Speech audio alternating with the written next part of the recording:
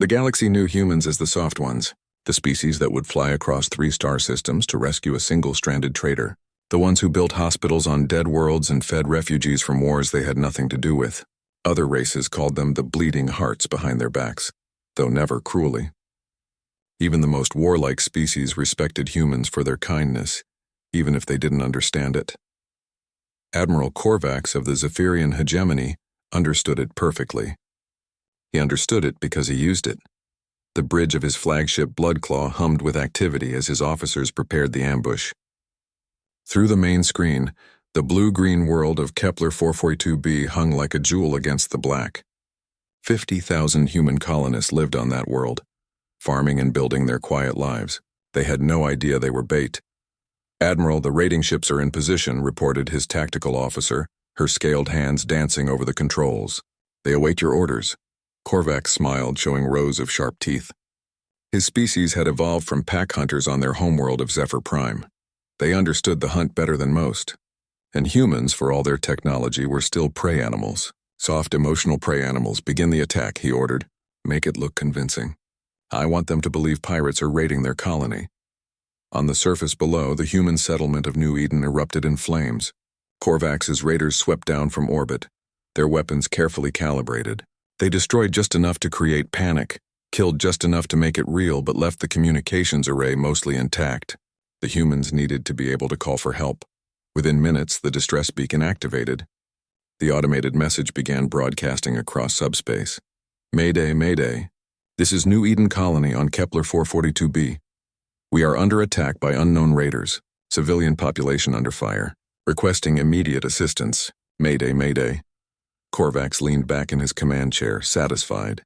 The message would reach human space within hours. The response would be swift and predictable. Medical ships would come first, loaded with supplies and doctors. Then evacuation transports to carry away the wounded and frightened. Maybe a few patrol ships for escort, nothing more. Humans never sent warships to rescue operations. It went against their nature. "Sir, we're detecting multiple ships approaching the system," his sensor operator called out. "Looks like the first wave. Already?" Korvax checked his chronometer. The attack had begun only 6 hours ago. Humans are getting faster. Through his ship's sensors, he watched the approaching vessels.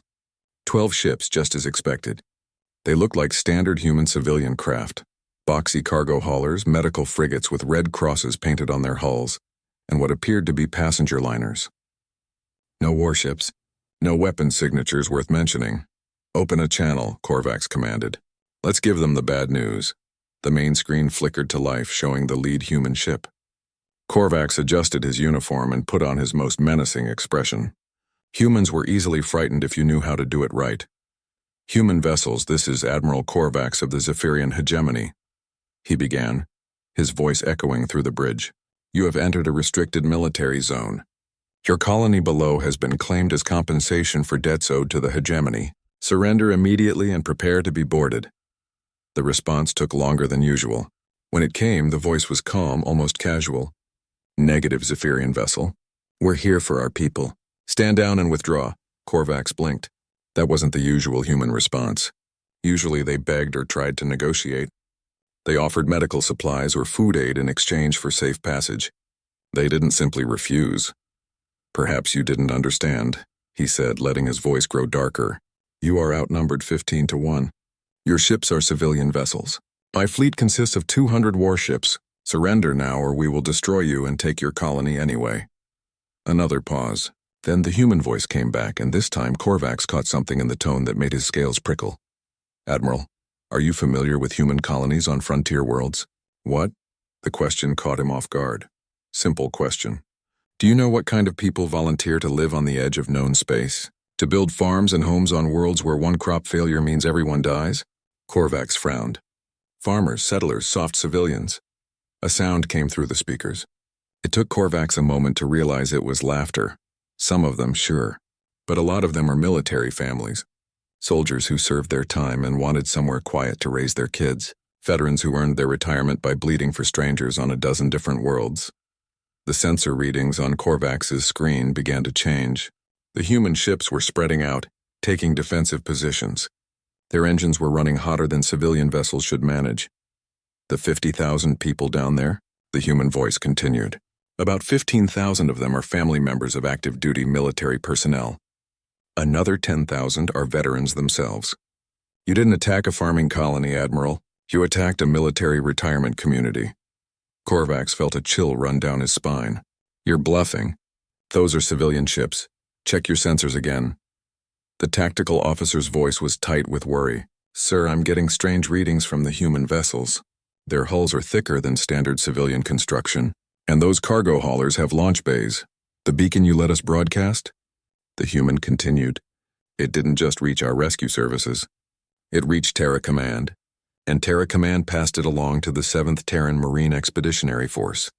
Those 15,000 family members down there, they belong to some very angry Marines. Through the view screen, Korvax watched the human ships complete their deployment. What had looked like a ragtag collection of rescue vessels now moved with military precision. The cargo haulers began launching smaller craft, not escape pods, but fighters and assault shuttles. This is Captain Sarah Chen of the TMS Righteous Fury, the voice said, and now Korvax could hear the steel beneath the calm words. My daughter Emma is 8 years old. She's down there on that colony, probably scared and crying because aliens are shooting at her home. My husband Mark is down there too, trying to keep her safe while wondering if Mommy is coming home. More ships were dropping out of hyperspace at the edge of the system. Not 12 ships, dozens of them, all broadcasting the same identification codes as the first wave.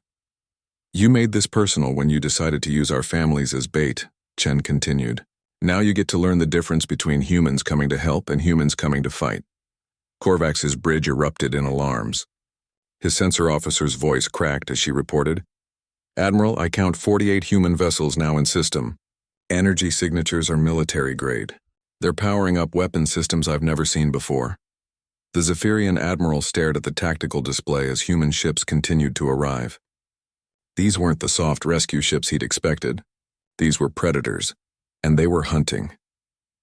Admiral Chen, he said, trying to keep his voice steady. Perhaps we can discuss terms. The laughter that came back was sharp and cold. Admiral, you've got exactly one chance to make this right. Order your ships to stand down, release our people, and withdraw from the system. Do it now, and maybe some of you get to go home to your own families. And if I refuse? The pause stretched long enough that Korvax began to hope the humans might still be reasonable. Then Chen's voice came back, and in it he heard something that made his predator instincts scream warnings. Then you learn why the rest of the galaxy calls us Deathworlders. Admiral Korvax had hunted across 7 star systems. He had broken the fleets of 3 different species and claimed their worlds for the hegemony. He understood fear, weakness, and how to exploit both. But as he stared at the tactical display showing human ships spreading across his formation, he felt something he hadn't experienced in decades. Doubt. Sir, his weapons officer called out, the humans are hailing us again. Put them through. Captain Chen's voice filled the bridge. Still calm, but with an edge that made Korvax's neck scales flatten against his skin. You have 30 seconds to begin withdrawing your forces from the planet's surface. After that, we start shooting. Korvax looked at his tactical display. 200 Zephyrian warships against 48 human vessels. The math was simple. Even if these were military ships disguised as civilian craft, the numbers were overwhelmingly in his favor. Captain Chen, he said, letting his voice carry the authority of someone who had never lost a battle. You seem to have forgotten basic arithmetic. My fleet outnumbers yours more than 4 to 1. Your ships may have weapons, but they're still converted civilian vessels. My ships are built for war. Admiral, Chen replied, has anyone ever told you about Earth? Your homeworld? What about it? It's what we call a death world. 90% of the galaxy's species would die within hours on Earth's surface. The air is poison to some races. The gravity would crush others. The weather can kill you in a dozen different ways before breakfast. Korvax frowned. He'd heard rumors about human homeworlds being unusually harsh, but he'd assumed it was typical species pride. Every race claimed their world had made them strong. The thing about death worlds, Chen continued, is that they don't just make the animals tough. They make them smart. Everything on Earth learned to survive by getting better at killing everything else. Plants that can dissolve metal. Insects that hunt in swarms of billions. Weather patterns that can level cities. Through the view screen, Korvax watched the human ships moving into attack positions. Their formation was unlike anything he'd seen before. Not the neat lines and geometric patterns favored by most species, but something organic and flowing, like a pack of predators circling their prey. Humans didn't climb to the top of our world's food chain by being the biggest or strongest, Chen said. We did it by being the smartest pack hunters on a planet full of things that wanted to eat us. We learned to work together or die alone. Enough talk, Korvax snarled. He'd let the humans ramble long enough. All ships open fire. Show these Deathworlders what real weapons can do. The space around Kepler 442b lit up with energy beams and missile trails as the Zephyrian fleet opened fire. Korvax watched with satisfaction as his ship's weapons reached out toward the human vessels. His people might not have evolved on a death world, but they'd conquered half a dozen systems with these ships. The humans were about to learn the price of challenging a superior force. The first salvo struck the human ship's dead center. Energy beams that could punch through battle armor hit their targets perfectly. Missiles designed to crack heavy cruisers found their marks. Through the tactical display, Korvax watched the explosions bloom across the human formation. Then his satisfaction turned to confusion. The human ships were still moving. Still broadcasting. Still alive.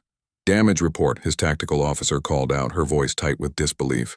Direct hits on 12 human vessels. Minimal effect. Their hulls are absorbing energy weapons like they're designed for it. That's impossible. Check your readings. Sir, I'm reading their hull composition now. It's not standard durasteel or titanium alloy. It's something else. Something that spreads impact across the entire superstructure. On the main screen, one of the human ships, a converted cargo hauler that should have been vaporized by the direct hit it had taken, rolled to present its undamaged side to the Zephyrian fleet. Weapon ports that had been hidden behind false hull plating opened like the eyes of a waking predator. Admiral, Chen's voice came through the speakers again. You're learning something important about humans right now. We don't build our ships to look intimidating. We build them to work. The human ships returned fire. Korvax had expected energy beams or missiles similar to what his own fleet used. Instead, the humans used weapons he'd never seen before. Projectiles that moved too fast for his sensors to track properly. Energy weapons that didn't just burn through armor but seemed to eat it, leaving behind holes with edges that glowed white-hot. Evasive maneuvers, he shouted as his flagship shuddered under impact. Return fire! All batteries! The battle began in earnest, and immediately Korvax realized he'd made a terrible mistake. His ships fought the way his species had evolved to fight, as individuals, each captain trying to claim glory for their own vessel. It was the way space combat had always been fought, ship against ship, captain against captain. The humans fought as a single organism. Their ships moved like a school of fish or a flock of birds, each vessel aware of every other vessel's position and purpose. When one ship was damaged, two others moved to cover it while a third provided covering fire. When the Zephyrian fleet tried to concentrate firepower, the humans flowed away from the attack like water, then struck back at the weakest points in his formation. Sir, we're losing ship, his tactical officer reported. The humans are targeting our command and control vessels first. They're trying to break our coordination. Korvax watched in growing horror as his carefully planned ambush turned into a nightmare. The humans weren't just fighting back, they were winning. Ship after ship in his fleet went dark as human weapons found their marks. But worse than the losses was the way they were losing. His captains were panicking. Ships that should have maintained formation broke ranks and tried to flee. Others ignored orders and charged straight at the human line, hoping to die gloriously rather than be systematically hunted down. Get me a tactical analysis, he ordered. How are they doing this? The answer came back within minutes, and it chilled him to his core. Sir, the human ships are networked together. Not just their computers, but their crews. They're sharing sensor data, targeting information, even damage control procedures in real time. When one human ship identifies a weakness in our formation, every other human ship knows about it instantly. Through the chaos of battle, Captain Chen's voice reached him again. Admiral, you're fighting the way most species do. Like a collection of individuals trying to work together. We're fighting the way Earth taught us to fight, like a single predator with 48 sets of teeth. Korvax looked at his tactical display and felt his heart sink. In the past 20 minutes, he'd lost 37 ships. The humans had lost none. Their vessels were damaged, some badly, but they kept fighting with a persistence that defied logic. One human ship, its hull breached in 3 places and venting atmosphere, continued to fight with the same intensity as when the battle started. By all rights, it should have withdrawn for repairs or been abandoned by its crew. Instead, it held position and kept firing, its weapons never missing their targets. "Why don't they retreat?" he whispered.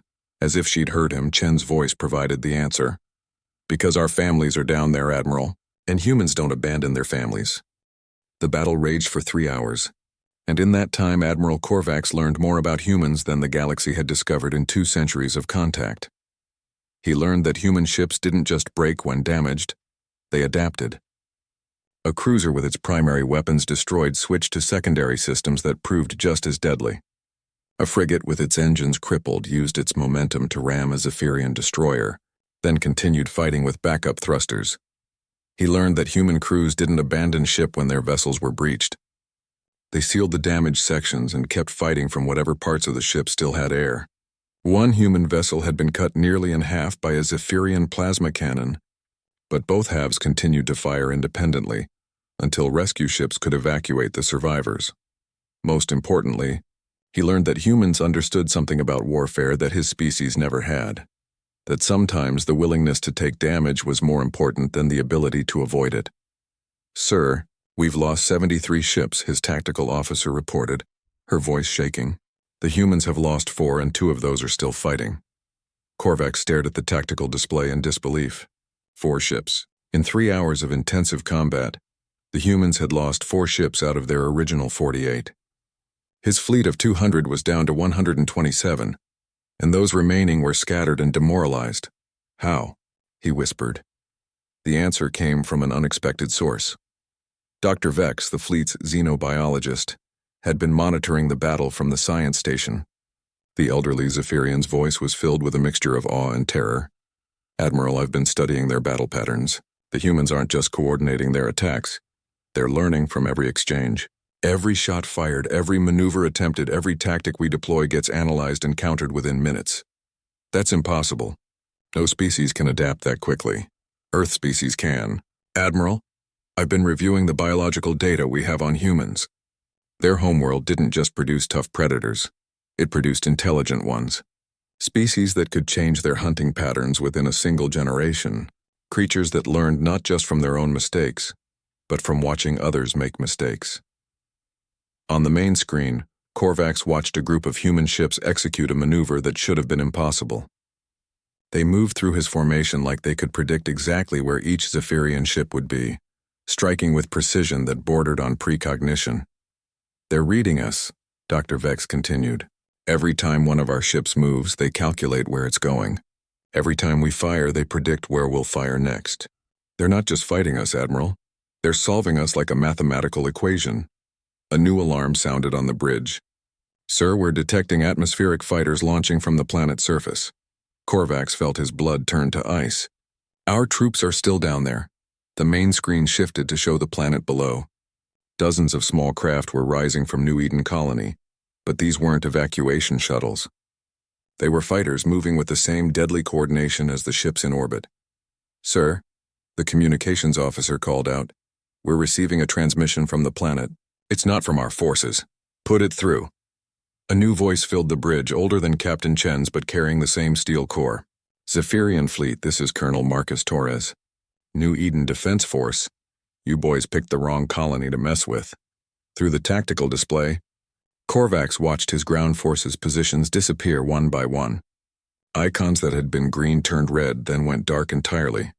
"Colonel," Korvax said, trying to keep his voice steady, "you're civilians. You have no military authority on that world." The laugh that came back was harsh and unfriendly. "Civilian, my ass. Half the people in this colony served in the Terran Marines. The other half are their families, and we've been teaching the kids how to shoot since they were old enough to hold a rifle."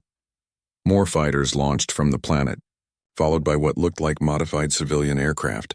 Crop dusters and cargo haulers converted into makeshift gunships and troop transports. "You see, Admiral," Colonel Torres continued, "when you put a bunch of retired soldiers in one place, they don't just forget how to fight. They get paranoid. We've been preparing for something like this since the day we arrived. Hidden weapon caches, underground bunkers, escape tunnels, communication networks.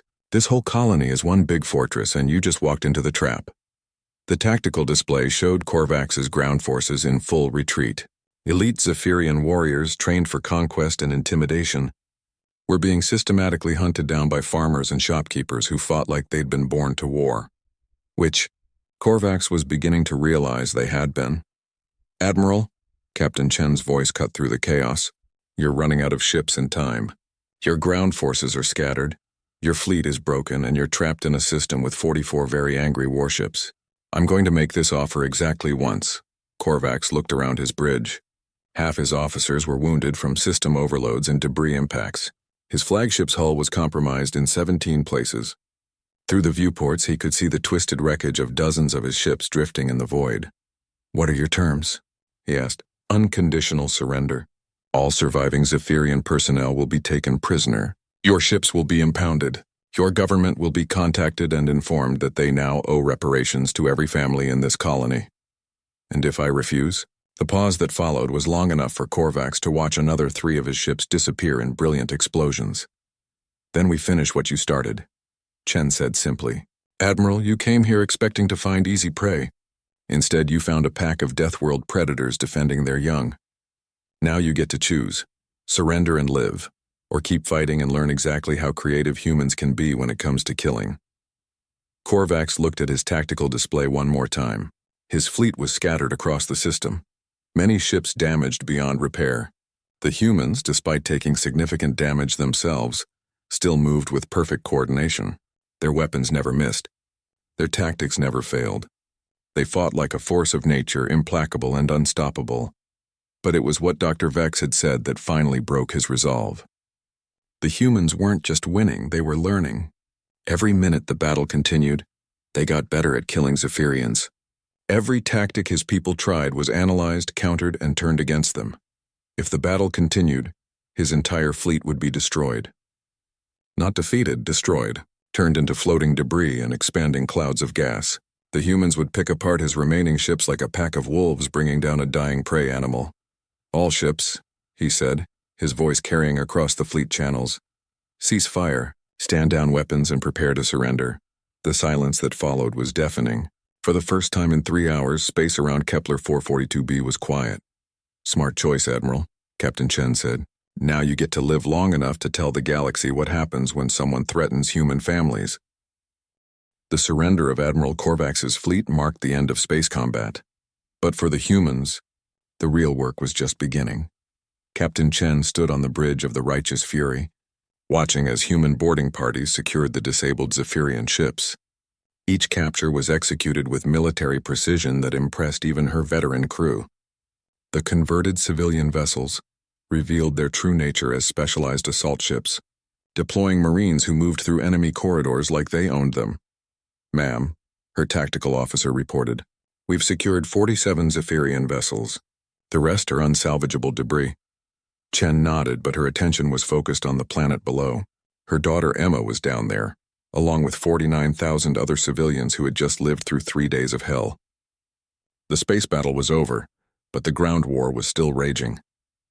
On the surface of Kepler 442b, Colonel Marcus Torres crouched behind the wreckage of what used to be the colony's main power station. Around him, the sounds of fighting echoed through the settlement as human defenders hunted down the remaining Zephyrian ground forces. "Torres, to all units," he spoke into his communicator. "Enemy forces are falling back to Grid 77. Converge and contain. Remember, we want prisoners for questioning." The colonel was 62 years old, officially retired from active duty for 8 years. But as he watched his people move through the burning streets with tactical awareness that would make active Marines proud, he felt like he was 25 again. The Zephyrians had made a fundamental error in their intelligence gathering. They'd assumed that human colonies were populated by soft civilians who would panic under attack. They'd never considered that many frontier settlements were essentially military retirement communities, places where old soldiers went to farm and raise families. "Contact front," came a voice over the radio. "Zephyrian squad holed up in the school building. They've got hostages." Torres felt his blood boil. Using children as shields was a line no civilized species should cross. "Roger that. Moving to assist." He made his way through the settlement, noting the damage as he went. The Zephyrians had been thorough in their fake pirate raid. Homes destroyed, businesses burned, innocent people killed to make the deception believable. They'd turned a peaceful farming community into a war zone for the sake of their ambush. At the school, Torres found a scene that would have made his old drill instructors proud. 23 colonists had surrounded the building: farmers, shopkeepers, teachers, and parents. Every single one moved like they'd spent years in combat zones, because most of them had. Sarah Kim, the colony's head teacher and a former Navy corpsman, briefed him on the situation. 15 Zephyrian soldiers inside, holding 37 children in the main classroom. They're demanding safe passage off-world. Options? Torres asked. Building plans are in my head. I helped design the place, said Jim Martinez, the local carpenter and a former engineering sergeant. Ventilation system connects to the classroom. Too small for adults, but Torres understood immediately. How many of our kids know the drill? Sarah smiled grimly. All of them. We don't raise soft children out here. What happened next would become legend among human military circles. The children of New Eden Colony, ranging in age from 6 to 16, executed a coordinated escape plan that would have impressed Special Forces operatives. Using hand signals they'd learned in weekly safety drills that were really military exercises. They created distractions, identified weak points in their captors' positions, and systematically neutralized the threat. When the shooting stopped, all 37 children were safe. 14 of the 15 Zephyrian soldiers were alive to face questioning. The 15th had made the mistake of pointing his weapon at 8-year-old Emma Chen. Her classmates had not taken that well. In orbit, Captain Chen received the after-action report with mixed emotions. Pride at her daughter's courage warred with terror at how close she'd come to losing her forever. "Ma'am," her communications officer called out, "we're receiving a priority transmission from Terra Command." The main screen flickered to life, showing Admiral Patricia Reeves, commander of the Terran Defense Force. Chen had served under Reeves years ago and knew the woman well enough to recognize the barely controlled fury in her eyes. "Captain Chen," Reeves said without preamble, "I've read your preliminary report. Confirm that the Zephyrians use civilian colonies as bait for their attacks." "Confirmed, Admiral. They've been systematically targeting frontier settlements, knowing we'd respond with rescue ships they could easily destroy." Reeves was quiet for a long moment. When she spoke again, her voice carried the weight of authority that came from 3 decades of protecting human space. "Captain, you are hereby authorized to conduct full tactical interrogation of all Zephyrian prisoners. I want to know every detail of their operation. Targets, methods, collaborators, everything. The Security Council is convening an emergency session and they're going to want answers." "What about the Zephyrian government, ma'am? Diplomatic protocols?" "The Zephyrian government can file a complaint with the Galactic Council if they don't like our methods," Reeves said flatly. "They declared war on human civilians. They don't get to cry about diplomacy now." The interrogations began immediately and revealed the scope of the Zephyrian operation. Over the past 2 years, they'd destroyed 17 human rescue fleets, killing thousands of personnel and civilians. New Eden Colony was meant to be their biggest prize yet, a trap that would have eliminated an entire Marine expeditionary force. What they hadn't counted on was human military families living on the frontier. They'd expected farmers and merchants. Instead, they'd attacked a community where half the population were combat veterans and the other half were their families, raised with military discipline and tactical awareness. Colonel Torres submitted his own report from the surface. "Enemy casualties: 47 killed, 38 wounded, 21 prisoners. Human casualties: 12 killed, 31 wounded. All civilians accounted for and secure." But the numbers didn't tell the real story. The real story was in the details that would spread across the galaxy in the days to come.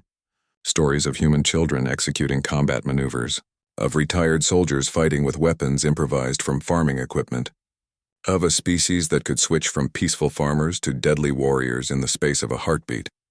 The Zephyrians had thought they were hunting prey. Instead, they'd awakened something that the galaxy was only beginning to understand. They'd seen humanity's capacity for mercy and kindness. Now they were seeing humanity's capacity for warfare, and they were learning that both came from the same source, a species that had evolved on a world where cooperation meant survival and conflict meant evolution. "Captain." Chen stood on her bridge, looking down at the colony where her daughter was safe, and felt the weight of what had just happened. Word of this battle would spread. Other predatory species would hear about it and make their own. calculations about the costs of threatening human space. Some would be smart enough to take the lesson to heart. Others would need to learn it the hard way. 3 days after the battle, the galaxy began to understand that something fundamental had changed. The first reports came through normal diplomatic channels. The Zephyrian hegemony filed an official complaint with the Galactic Council, claiming that humans had used excessive force in responding to what they called a minor territorial dispute. They demanded the release of their captured personnel and reparations for their destroyed fleet. The response from Terra Command was swift and public. The Terran Federation recognizes no territorial claims based on unprovoked attacks against civilian populations. Admiral Reeves announced in a broadcast that reached every major world in known space. The Zephyrian hegemony engaged in systematic warfare against non-combatant targets. Their fleet was destroyed while conducting illegal military operations in Terran space. Their personnel are being held as prisoners of war pending full investigation of war crimes. But the official statements were nothing compared to the unofficial reports that spread through every cantina, trading post, and diplomatic gathering in the galaxy. Stories told by survivors, by witnesses, by anyone who had access to the battle recordings that somehow kept finding their way onto public networks. On the trading station Deep Harbor, in a bar frequented by merchant captains from a dozen species, a Zephyrian refugee named Vex sat alone in a corner booth. 3 days earlier, he'd been chief science officer aboard the heavy cruiser Predator's Edge. Now he was a prisoner of war on medical parole, his left arm still in a medical brace from when his ship's bridge had exploded around him. "Is it true?"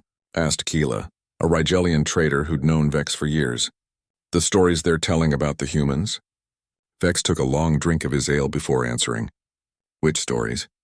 "That they destroyed 200 warships with 50 civilian vessels. That their children fought like soldiers. That they captured your entire fleet without losing a single ship." "We lost 4 ships," Vex corrected quietly. 4 out of 48. And only because they chose to sacrifice themselves to save damaged vessels. He stared into his drink. "Keela, I've studied warfare for 30 years. I've seen battles between the best militaries in the galaxy. What the humans did wasn't just victory, it was art."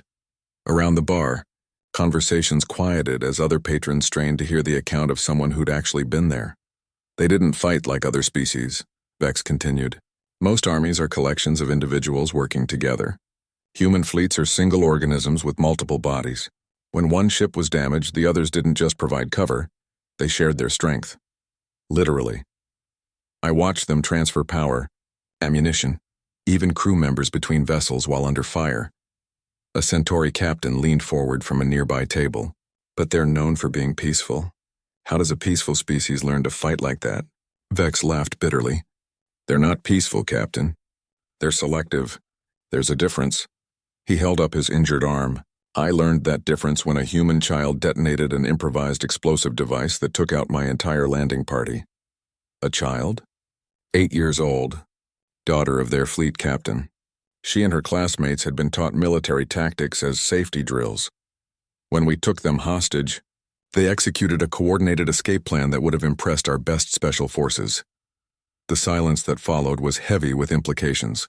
If human children could fight like soldiers, what did that say about human soldiers? On the other side of the galaxy, similar conversations were taking place in the halls of power.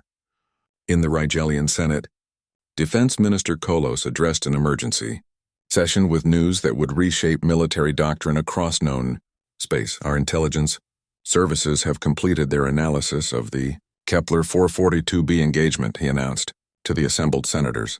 "The implications are significant." The main display showed tactical recordings of the battle, obtained through diplomatic channels and independent observers. The humans achieved a kill ratio of 50-1 while suffering minimal casualties. More importantly, they did so while protecting civilian populations and maintaining rules of engagement that most of our own forces would abandon under similar circumstances. A senator from the outer colonies raised her hand. "How is this possible? Our reports indicated that humans lack significant military capabilities."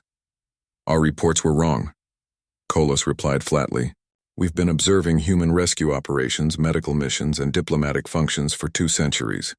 What we fail to recognize is that the same species that will Cross the galaxy to save strangers will cross it just as readily to avenge them. He changed the display to show comparative analysis of human and Rigelian military capabilities.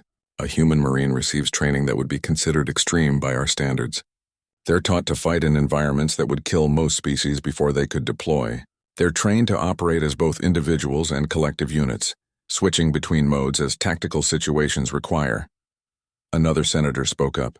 But surely their technology isn't superior to ours? Their technology is different, Kolos explained. Most species, including ourselves, develop weapons and defenses designed to minimize casualties and end conflicts quickly. Human military technology is designed for persistence. Their ships are built to take damage and keep fighting. Their weapons are designed for precision and psychological effect. They don't just want to win battles. They want to ensure their enemies never want to fight them again. The recording showed human ships continuing to fight with massive hull breaches. Human personnel operating effectively in conditions that should have incapacitated them. Human tactics that turned every disadvantage into a strategic opportunity. The question before us, Kolos concluded, is whether we want to be allies or enemies of a species that treats warfare as applied evolution. The vote was unanimous. Meanwhile, in a secure facility on Terra, Captain Chen sat across from Admiral Korvax in an interrogation room that looked more like a diplomatic meeting space. The Zephyrian commander had been treated well, his injuries properly cared for, his cultural dietary needs respected.